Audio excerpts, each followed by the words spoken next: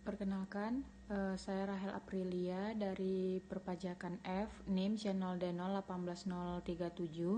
Di sini saya akan menjelaskan hasil dari makalah saya yang berjudul Arus Barang dan Arus Modal Perusahaan.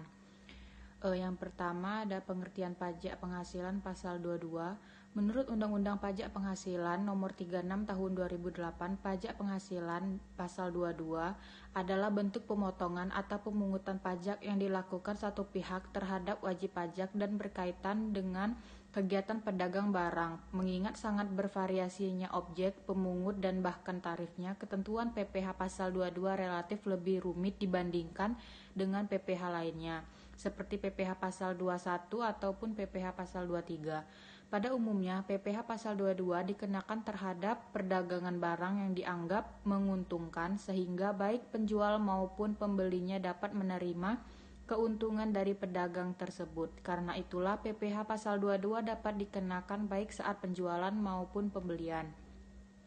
Selanjutnya ada pemungutan PPh pasal 22. Bendahara dan badan-badan yang memungut PPh pasal 22 sebesar 1,5% dari pembelian adalah yang pertama, Bank Devisa dan Direktorat Jenderal Bea dan Cukai atau DJBC atas objek PPh pasal 22 impor barang. Yang kedua, bendahara pemerintah dan kuasa pengguna anggaran KPA sebagai pemungut pajak pada pemerintah, pusat, pemerintah daerah, instansi atau lembaga pemerintah dan lembaga-lembaga negara lainnya berkenaan dengan pembayaran atas pembelian barang. Yang ketiga, bendahara pengeluaran berkenaan dengan pembayaran atas pembelian barang yang dilakukan dengan mekanisme uang persediaan atau UP. Yang keempat, kuasa pengguna anggaran atau KPA atau pejabat penerbit surat perintah membayar yang diberikan delegasi oleh kuasa pengguna anggaran atau KPA berkenaan dengan pembayaran atas pembelian barang kepada pihak ketiga yang dilakukan dengan mekanisme pembayaran langsung atau LS.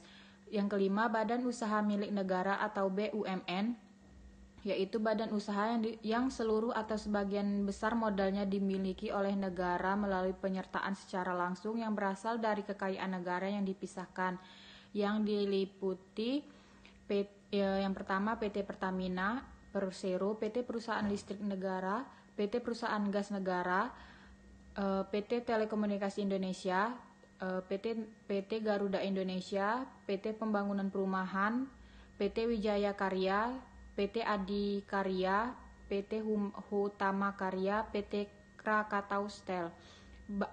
Yang kedua, bank-bank badan usaha milik negara berkenaan dengan pembayaran atas pembelian barang dan atau bahan-bahan untuk keperluan kegiatan usahanya. Selanjutnya ada tarif PPh pasal 22. Yang pertama, atas impor yang menggunakan angka mengenal importir atau API sama dengan 2,5% dikali nilai impor. Non API sama dengan 7,5% dikali nilai impor. Yang tidak dikuasai sama dengan 7,5% kali harga jual lelang. Yang kedua, atas pembelian barang yang dilakukan oleh DJPB, bendahara pemerintah, BUMN atau BUMD sama dengan 1,5% kali harga pembelian, tidak termasuk PPN dan tidak final. Yang ketiga, atas penjualan hasil produksi ditetapkan berdasarkan keputusan Direktur Jenderal Pajak, yaitu kertas sama dengan 0,1% kali DPP PPN tidak final, semen 0,25% kali DPP PPN tidak final, baja 0,3% dikali DPP PPN tidak final, otomotif sama dengan 0,45% dikali DPP PPN tidak final. Selanjutnya, penjelasan PPh pasal 23. Biasanya PPh pasal 23 dikenakan saat adanya transaksi di antara dua pihak. Pihak yang berlaku sebagai penjual atau penerima penghasilan atau pihak yang memberi jasa akan dikenakan PPh pasal 23. Sementara pihak pemberi penghasilan atau pembeli atau pihak penerima jasa akan memotong dan melaporkannya ke kantor pajak. Itu yang pertama, pemotong PPh pasal 23. Badan pemerintah, subjek pajak badan dalam negeri, penyelenggaraan kegiatan, bentuk usaha tetap, BUT, perwakilan perusahaan luar negeri lainnya, wajib pajak orang pribadi dalam negeri tertentu yang ditunjuk Direktur Jenderal Pajak sesuai dengan KEP 50 PJ 1994 diantaranya akuntan, arsitek, dokter, notaris, pejabat pembuat akta tanah, kecuali camat, pengacara, dan konsultan yang melakukan pekerjaan bebas.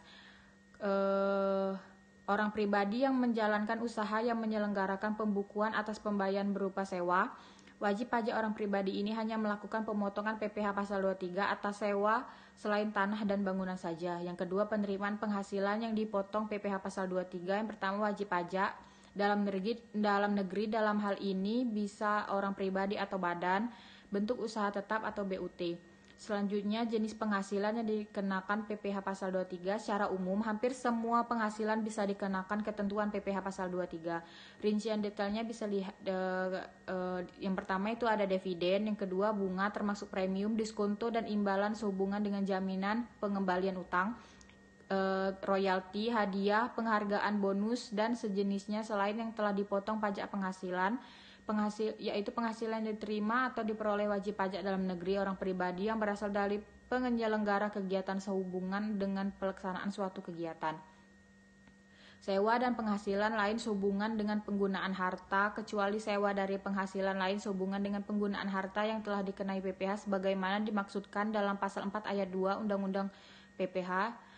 Yang keenam, imbalan sehubungan dengan jasa teknik, jasa manajemen, jasa konstruksi, jasa konsultan, dan jasa lain selain jasa yang telah dipotong PPh sebagaimana dimaksud dalam pasal 21 Undang-Undang PPh.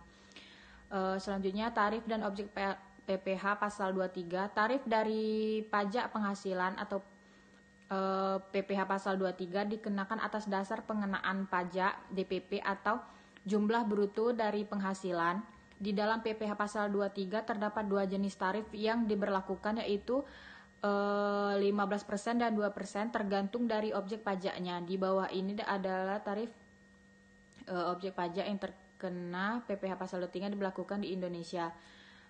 Sekian dari saya, Rahel Aprilia. Lebih dan kurang saya mohon maaf. Saya akhiri. Wassalamualaikum warahmatullahi wabarakatuh.